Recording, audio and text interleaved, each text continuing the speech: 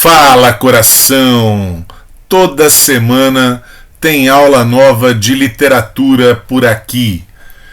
Noite na Taverna, Álvares de Azevedo, grande poeta da segunda geração romântica, só que aqui num livro em prosa, narrativa em prosa, que está na lista de leitura obrigatória da Universidade Federal do Paraná.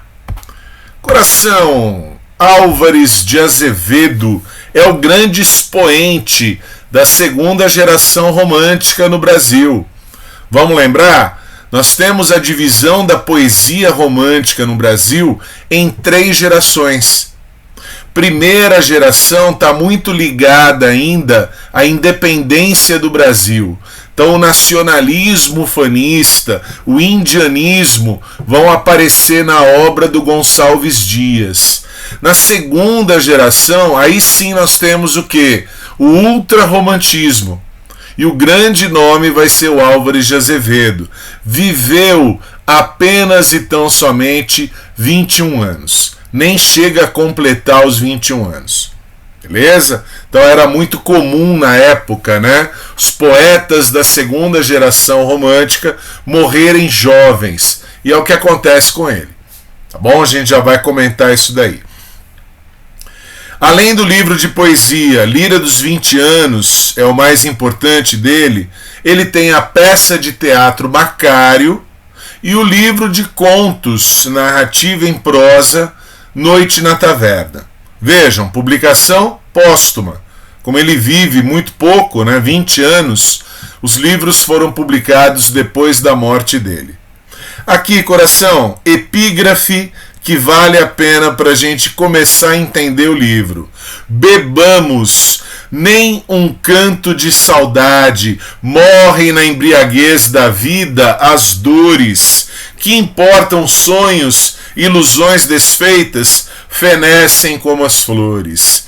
Então a gente vai comentar muito o que era a vida do adolescente, né, brasileiro ali do século XIX, lógico, um adolescente que frequentava a Faculdade de Direito do Largo São Francisco, portanto um adolescente da elite brasileira, beleza? Que era o caso aí, né, do Álvares de Azevedo, belezinha? Então aqui, coração, para a gente falar do romantismo e daquela divisão em 3 gerações, tá?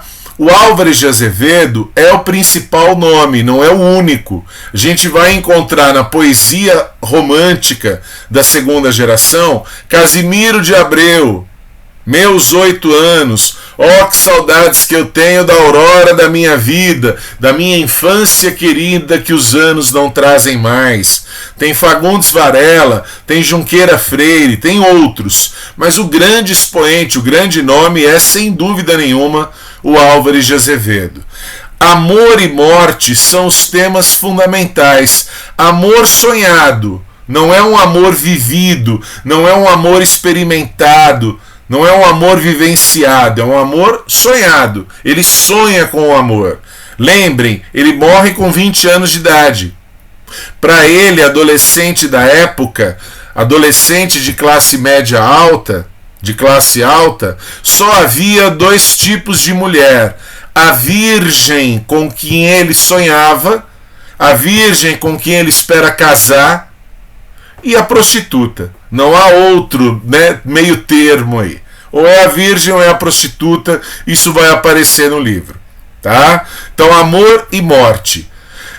Os temas principais da segunda geração estão ligados às características do ultrarromantismo. É o romantismo levado ao exagero. Egocentrismo, ego, eu indivíduo, eu sujeito, sou o centro do mundo.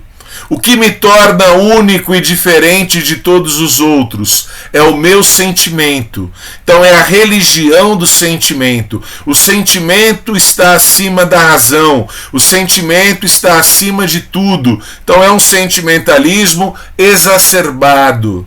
E lógico, né? Todo mundo se considera centro do mundo.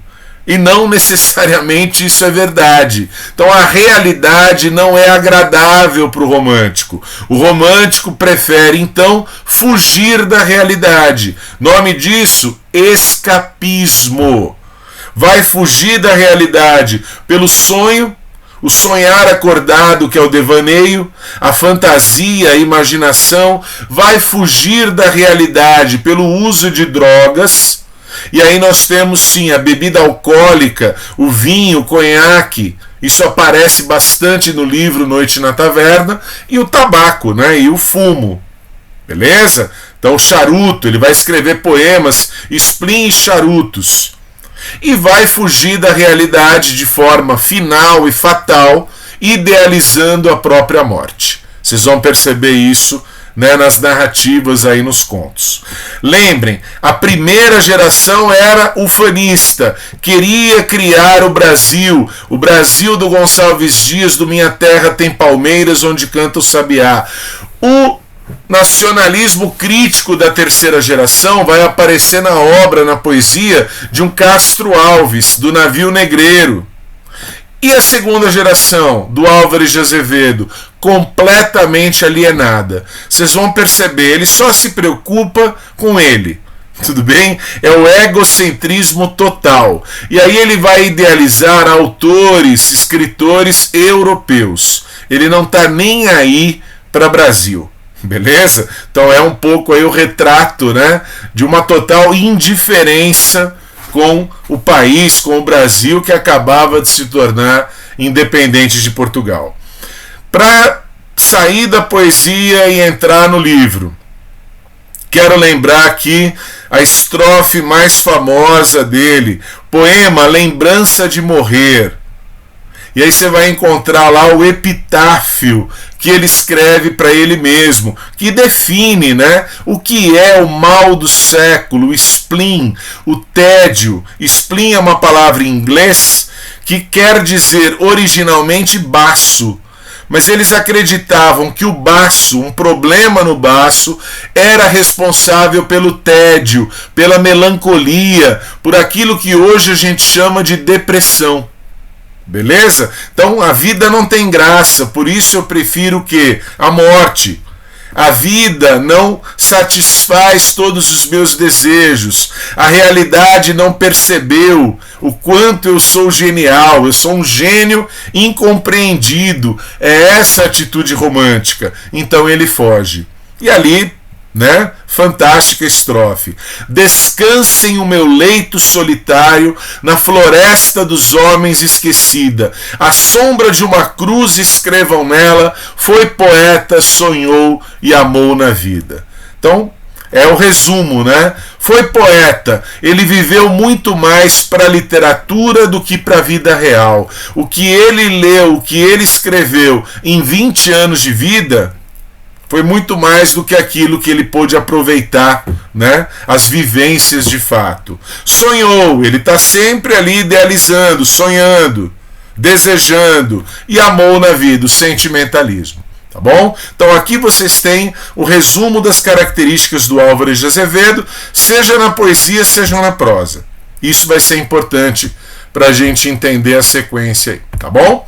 Então agora, coração, entrando no livro propriamente dito, ele imita autores europeus. Então ele vai citar aqui, né, E.T.A. Hoffmann, um escritor alemão.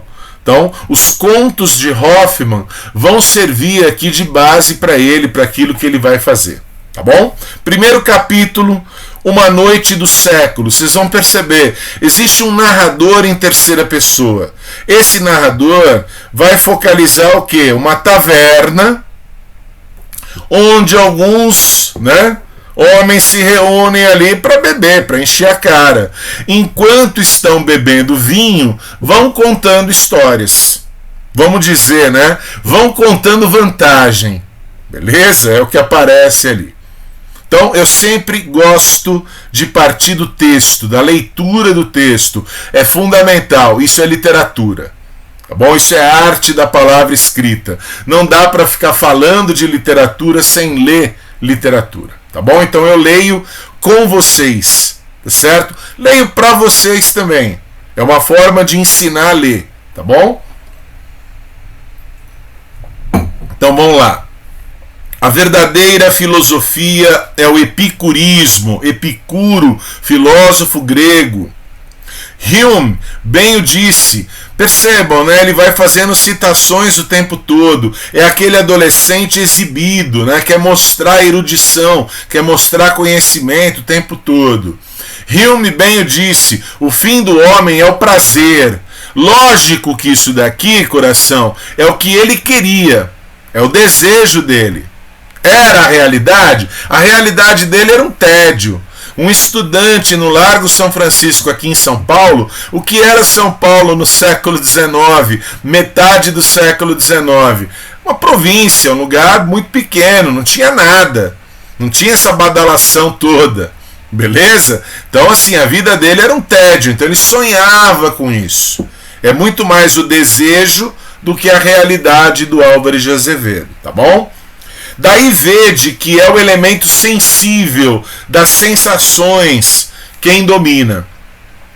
Quero que todos se levantem, com a cabeça descoberta clamem ao Deus Pan da natureza, aquele que a antiguidade chamou Baco. Baco, mitologia romana, Dioniso na mitologia grega, o filho das coxas de um deus e do amor de uma mulher, e que nós chamamos melhor pelo seu nome, o vinho. Então vejam, olha lá, vai exaltar o vinho, depois vai exaltar o que? O tabaco, o fumo, o charuto. É a fuga da realidade, é o escapismo. Agora ouvi-me, senhores, entre uma saúde e uma baforada de fumaça, acabei de dizer, quando as cabeças queimam e os cotovelos se estendem na toalha molhada de vinho, como os braços do carniceiro no cepo gotejante, o que nos cabe é uma história sanguinolenta, um daqueles contos fantásticos, como Hoffmann os delirava ao clarão dourado do Johannisberg, que é ali uma vinícola na Alemanha. Fui pesquisar o que era, né? Tem um rio e tem a vinícola na Alemanha. Então é óbvio, né? Ele está sempre partindo das leituras que ele faz. E as leituras que influenciam o Álvares de Azevedo e a segunda geração são autores europeus. Tá certo? Então são autores franceses, ingleses, alemães, tá? Não serão, né, os brasileirinhos e muito menos a realidade brasileira, tá? E aí, cada um dos contos vai ter um, né, dos presentes contando história. Então vai passando a palavra, aquele narrador em terceira pessoa vai passando a palavra para cada um deles. Quem está ali em torno da mesa, bebendo, enchendo a cara, e agora vão contar histórias, vão ali contar causos, beleza? Solfieri, então vejam, né, são nomes todos europeizados. E as situações também acontecem, vocês vão perceber, na Europa, nada aqui diz respeito ao Brasil. Era em Roma. A face daquela mulher era como de uma estátua pálida à lua. Pálida luz da lâmpada sombria é o início de um soneto do Álvares de Azevedo. A mulher idealizada na segunda geração romântica é uma mulher pálida. Pálida como se estivesse tísica, tuberculosa. Pálida como se estivesse morta. É isso mesmo. E a gente já vai entender por quê. Tá bom? Não sei se adormeci. Sei apenas que quando amanheceu, achei-me a sós no cemitério. Então, vejam, segunda geração romântica, amor e morte. Tim Burton, Eduardo de Mãos de Tesoura, A Noiva Cadáver. É isso que é espírito de segunda geração. Beleza, coração? Então, se é amor e morte, onde que vai acontecer aqui? No cemitério. Tá? É o adolescente tímido, morrendo de medo de ser rejeitado. E aí o que acontece? Para ele é muito melhor que a mulher esteja, aquela mulher sonhada, idealizada, esteja ali morta. A morta não vai poder rejeitá-lo. É uma loucura, mas é isso. Tá? Contudo, a criatura pálida não fora uma ilusão, era uma defunta.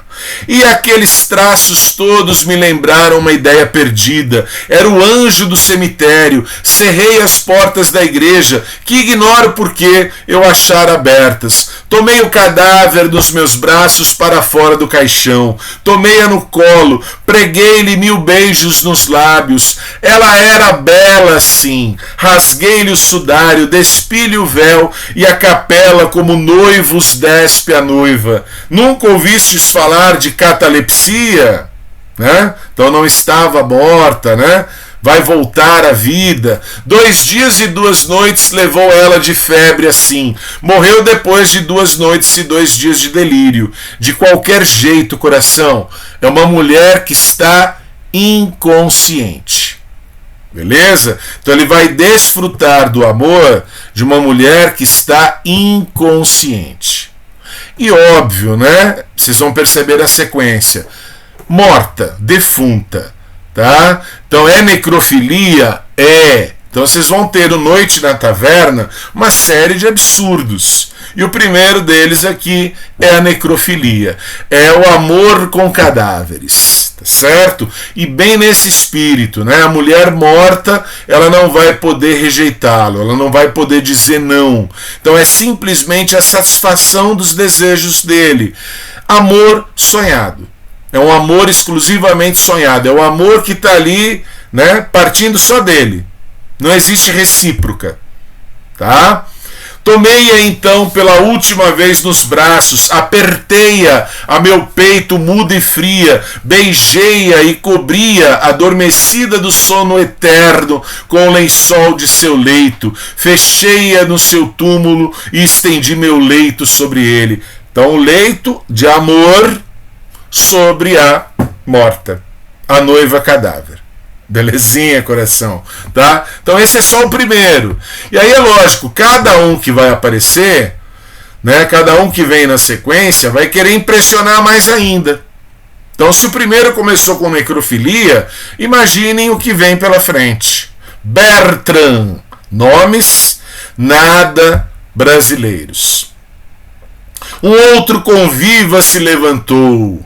Era uma cabeça ruiva, uma tez branca, narrador em terceira pessoa. Amei muito essa moça, chamava-se Ângela, amores o tempo todo. Cada um que assume a palavra, cada um que se torna narrador, que conta a sua história, quer mostrar o quê? Que é bem sucedido, tá? Que vive grandes amores, grandes paixões, tá? Sempre, coração, no mundo ideal. Parti. 2 anos depois foi que voltei. Quando voltei, Ângela estava casada e tinha um filho.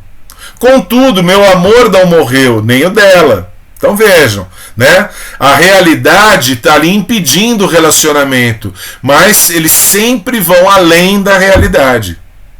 Tá certo? Tá? Mas um dia o marido soube tudo, quis representar de Otelo com ela. Está citando Shakespeare. O Otelo, Mouro de Veneza, que é enciumado, envenenado por Iago, né? Acaba matando a esposa Desdémona. Doido! Então quis representar de Otelo. Quando Ângela veio com a luz, eu vi. Era horrível. Vejam agora. O marido estava degolado. Então foi a Ângela que matou o marido. Era uma estátua de gesso lavada em sangue. Sobre o peito do assassinado estava uma criança de bruços. Então ela mata o marido, ela mata o próprio filho. Por quê? Porque ela ama o Bertrand. Ela ergueu-a pelos cabelos, estava morta também. O sangue que corria das veias rotas de seu peito se misturava com o do pai. Então ela mata o marido, ela mata o filho pelo amor que ela tem, né, pelo Bertrand. Olá, mulher taverneira maldita, não vês que o vinho acabou-se? E aí as histórias mirabolantes, essas histórias fantásticas, né, no estilo Hoffmann, elas vão sendo o quê? Né, interrompidas pela realidade, a realidade dos caras ali em volta da mesa, bebendo, enchendo a cara de vinho. Bêbados, né? Vocês já perceberam. Vós que lestes o Dom Juan, tá aí do lado. De quem é o Dom Juan? Lord Byron. A segunda geração romântica do mal do século, do spleen, do tédio, ela é conhecida como a geração byroniana, que se inspira neste poeta inglês. Beleza? Então a geração é chamada de byroniana. Então Lord Byron é a grande referência. Que fizestes talvez daquele veneno que é o livro a vossa Bíblia. Então eles se inspiram nesse autor. Bebi numa taverna com Boccaccio, português, o grande poeta do arcadismo português. Ajoelhei-me na Itália sobre o túmulo de Dante Alighieri. E fui à Grécia para sonhar como Byron, naquele túmulo das glórias do passado. Sempre referências europeias. E ainda no Bertrand, ele não está satisfeito, né, com esse duplo homicídio, né? A mulher matando o marido, matando o filho, né? Ele ainda vai continuar, olha lá. Isso tudo, senhores, para dizer-vos uma coisa muito simples, um fato velho e batido, uma prática do mar, mais aventuras, uma lei do naufrágio, a antropofagia. 2 dias depois de acabados os alimentos, restavam 3 pessoas, eu, o comandante e ela. Óbvio, né, que ela é amante dele. Tudo bem? Então adultério aqui é moleza, é o mínimo. O uso do mar, não quero dizer a voz da natureza física, o brado do egoísmo do homem, manda a morte de um para a vida de todos. Tiramos a sorte, o comandante teve por lei morrer. Aquele cadáver foi nosso alimento 2 dias. Eu e a mulher do comandante passamos 1 dia, 2, sem comer nem beber. Então ela propôs-me morrer comigo. Eu disse-lhe que sim. Apertei-a nos meus braços, oprimi-lhe nos beiços a minha boca em fogo. Apertei-a convulsivo, sufoquei-a. Ela era ainda tão bela. A mulher propõe a ele a morte amorosa, morrerem juntos. Mas se ele está contando a história para nós, é porque ele sobreviveu. Tudo bem, coração? Então a antropofagia, o comer carne humana. Então vocês vão percebendo, né? É um absurdo, né, depois do outro. Então aqui o Bertrand, né, quis superar o Solfieri, que é o primeiro. Agora a gente vai para a terceira história. Não percam a conta aí. Genaro. Godofredo Walsh era um desses velhos sublimes. Eu tinha quase a idade da mulher do mestre. Nausa tinha 20 e eu 18 anos. Então percebam, o Godofredo Walsh é um velho pintor. Quem está contando a história, Genaro, era discípulo, era aluno dele, com 18 anos. A mulher do Godofredo Walsh velho era uma jovem de 20. Como eu disse, o mestre tinha uma filha chamada Laura, também uma adolescente, uma menina. Lembrem, quem está contando, quem está escrevendo é o Álvares de Azevedo, que morre com 20 anos de idade. Tudo que ele escreve durante a adolescência dele. Beleza? Todas as manhãs Laura vinha ao meu quarto. Uma noite foi horrível. Então vejam, ele está na casa do Godofredo Walsh e está tendo lá um romance com a filha dele. Então imaginem, né? Não tem nada de heróico, não tem nada de digno aqui. Pelo contrário, é a satisfação dos prazeres, é a satisfação dos desejos. Então ele é o bacana, tá certo? E o importante para ele é gozar a vida, é gozar os prazeres da vida. Então ele respeita o mestre dele, o Godofredo Walsh? Não. Ele está lá transando com a filha do cara, porque a filha, Laura, é que vai procurar por ele. Percebam, isso é exatamente o avesso, o oposto do que era a vida real do Álvares de Azevedo e dos poetas da segunda geração romântica, que sonhavam com amor.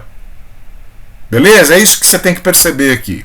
Uma noite foi horrível, vieram chamar-me. Laura morria, porque a Laura engravida, e ele, óbvio, não quer arcar, né, com essa paternidade. Na febre murmurava meu nome, morrerei por tua causa, teu filho, o meu, vou vê-lo ainda, mas no céu, meu filho que matei antes de nascer. Então ela comete o aborto, né? E ela também está perdendo a vida. E as noites que o mestre, o Godofredo Walsh, vai chorar o quê? A morte da filha. Passava soluçando no leito vazio de sua filha, eu as passava no leito dele, na cama dele, nos braços de náusea. Então, além de pegar a filha, agora ele pegou a esposa. Ou seja, né, o tal de Genaro é um canalha completo. Né? Quando cheguei à casa do mestre, achei-a fechada. Ergui os cabelos da mulher, levantei-lhe a cabeça. Era Náusea, mas Náusea cadáver. Era o velho, morto também. Então Godofredo Walsh mata a mulher e depois comete suicídio. Então é tragédia atrás de tragédia. Tudo bem? Mas sempre, né, o narrador é aquele que se dá bem. Tá? O Godofredo Walsh morto também, roxo e apodrecido, eu o vi, da boca lhe escorria uma escuma esverdeada, usou veneno para se matar. Então sempre, né, a exaltação do ego. Lembrou? Egocentrismo, eu, Genaro, eu, Bertrand, eu, Solfieri, sou o centro do mundo. O que vale é o meu sentimento. Sentimentalismo. E a fuga da realidade, porque tudo isso daqui é fruto da imaginação, né? Uma imaginação bastante fértil aí a deles, tá? Claudius Hermann. Então, mais um ali vai tomar a palavra, vai assumir a palavra e vai querer impressionar os outros. Uma noite tudo dormia no palácio do duque. A duquesa, cansada do baile, adormecia num divã. Parecia uma fada que dormia ao luar. Então ele vai olhar, observar, admirar a mulher amada dormindo. Percebam, ela é uma duquesa. Se ela é uma duquesa, é porque existe um duque. Daí a instantes o sono dela era profundíssimo. A bebida que ele, né, colocou para ela era um narcótico, ou seja, ele dopou a duquesa, onde se misturaram algumas gotas daqueles licores excitantes que acordam a febre nas faces e o desejo voluptuoso no seio. Ele vai adormecer a duquesa e vai sequestrar a duquesa. E aí quando leva a mulher embora, quando ela desperta, ele já fez tudo o que ele queria. E aí ele joga isso para ela. Perdoai-me, senhora, aqui me tendes a vossos pés. Tende pena de mim, que eu sofri muito, que amei-vos, que vos amo muito. Ou seja, ele fez por amor. Amor doentio, né, coração? Amor, né, egoísta, egocêntrico. É amor só de um lado, né? Ele não espera ser amado para realizar o amor. Perceberam? Tá? Então é óbvio, isso aqui é uma agressão, né? Então acho que o vestibular pode até abordar isso.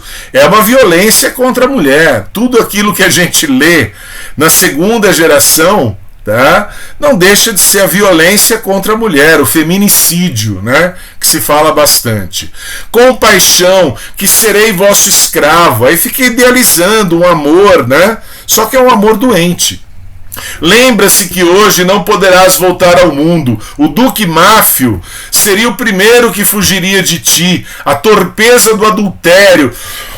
Ou seja, ele não vai querer a mulher de volta. Como se a mulher tivesse, né, traído. Coração, a mulher foi vítima de um sequestro. Ela foi dopada. Tá? Então, e aqui Eleonora, é o nome da duquesa, aqui terás meu peito e meu amor. E aí a mulher, irei contigo. Sempre, né? Então o tal do Claudius Hermann quer mostrar o quê? Que ele é bacana, que a mulher em si vai entender o amor dele, vai aceitar o amor dele. Eles sempre, né, são amados, idolatrados nessas histórias todas, tá? E aqui, coração, vejam, né, eu estou querendo relacionar o conto que a gente está lendo do livro Noite na Taverna com a poesia do Álvares de Azevedo. O Álvares de Azevedo é muito melhor como poeta do que como prosador. Tá? Escutai vós todos. Um dia Cláudius entrou em casa, encontrou o leito ensopado de sangue e num recanto escuro da alcova um doido abraçado com o cadáver. O cadáver era o de Eleonora, era o Duque Máfio. A gente percebe que as histórias são até o quê? Repetitivas, né? De novo, né? Aparece o que? A morte dos dois. Amor e morte o tempo todo. E aí eu quis colocar aqui para vocês um soneto da primeira parte da Lira dos 20 Anos e um poema da segunda parte da Lira dos 20 Anos, que é a face Ariel e a face Caliban. É o anjo e o demônio. A primeira parte do livro é aquela parte da idealização, do amor sonhado. E a segunda parte é onde entra ironia, a auto-ironia, ele rindo da própria cara, ele rindo da própria desgraça, ele sendo até bastante original, tá bom? Então são poemas do Álvares de Azevedo. Primeiro ali, coração, do lado esquerdo. Pálida, a luz da lâmpada sombria sobre o leito de flores reclinada, como a lua por noite embalsamada, entre as nuvens do amor ela dormia. Vocês perceberam? É um leito de flores.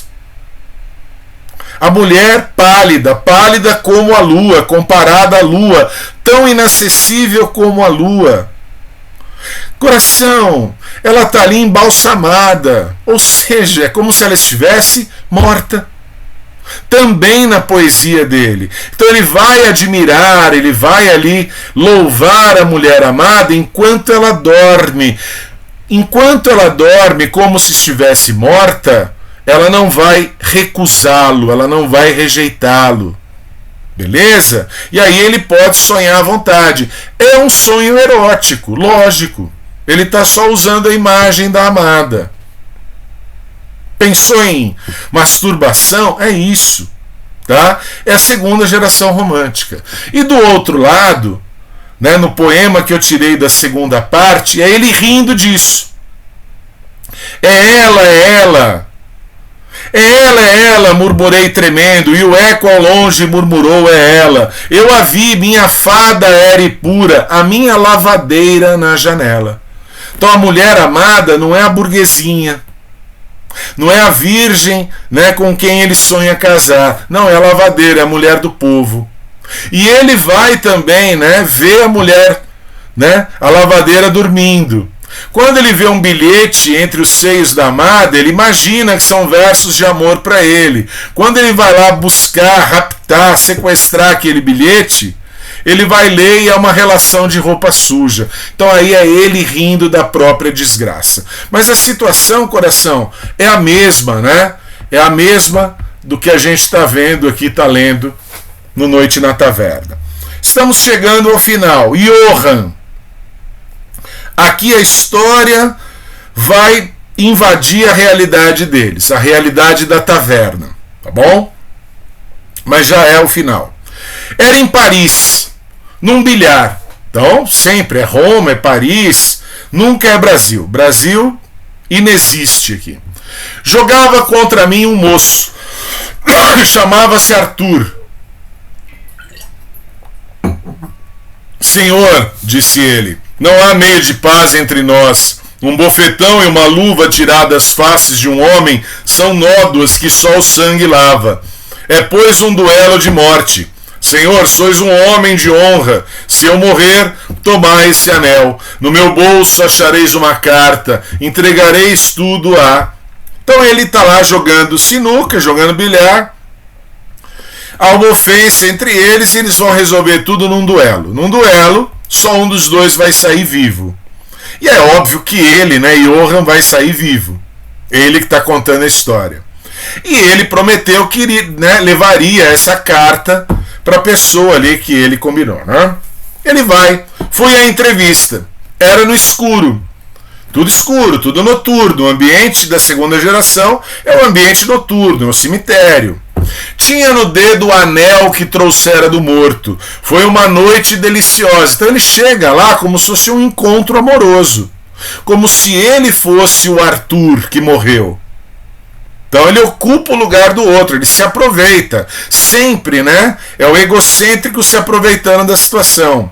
A amante do louro era virgem. Quando eu ia sair, topei um vulto à porta. A luta fez-se terrível na escuridão. Aí ele vai lutar contra esse homem que apareceu ali. Quis ver quem era o homem. Ergui a lâmpada. Aquele homem era sangue do meu sangue, era meu irmão. Então ele comete ali um fratricídio. Ele mata o próprio irmão sem saber, porque estava tudo escuro.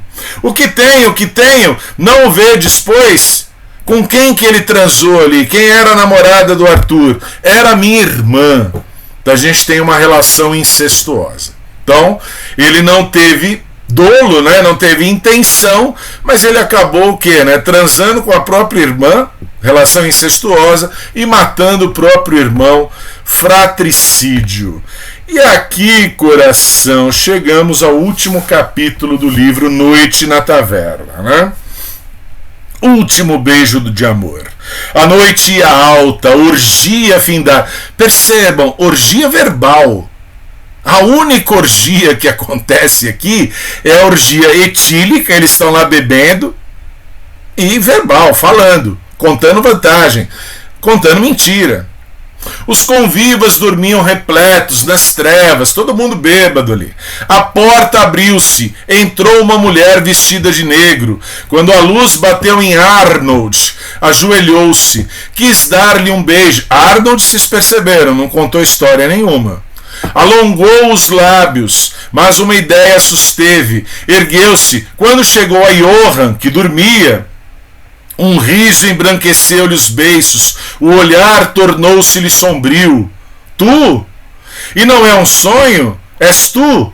Oh, deixa que eu te aperte ainda. 5 anos sem ver-te, 5 anos, e como mudaste? Outrora era Geórgia a virgem, mas hoje é Geórgia a prostituta. Coração, falei isso daí, né? Para aquele adolescente de classe média alta como Álvares de Azevedo, ou a mulher era virgem, com quem ele sonhava casar um dia, ou era prostituta, que ele vai encontrar, né, num bordel. Beleza? Geórgia era virgem, mas ela foi desvirginada por quem? Pelo irmão Johann, na história que a gente acabou de ouvir.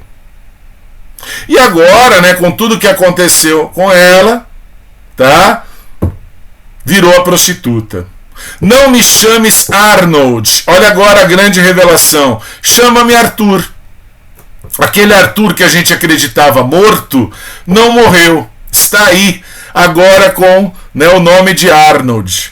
Chama-me Arthur como dantes. Arthur, não ouves? Chama-me assim. Há tanto tempo não ouço me chamarem por esse nome. E aí com essa invasão, né, da loucura, daquele sonho todo, na realidade daquela taverna, Johann, morto, sangue de Deus, quem o matou? A irmã agora vem se vingar. Então, de novo, a gente vai ter o quê? Um fratricídio. Geórgia, era ele um infame, Geórgia prostituta, vingou nele Geórgia virgem.